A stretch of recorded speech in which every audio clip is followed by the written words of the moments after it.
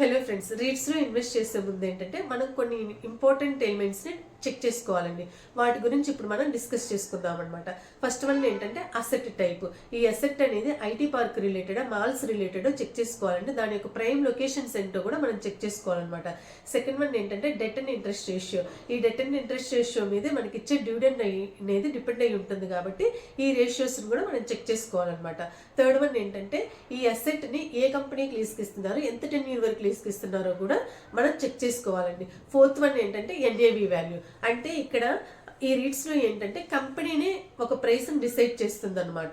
So ఈ company decide చేసిన price కంటే ఇప్పుడు ట్రేడ్ అవుతున్న ప్రైస్ 10 to 15% కన్నా తక్కువగా ఉంటే కనుక మనం హ్యాపీగా దాన్ని పే చేసుకోవచ్చండి.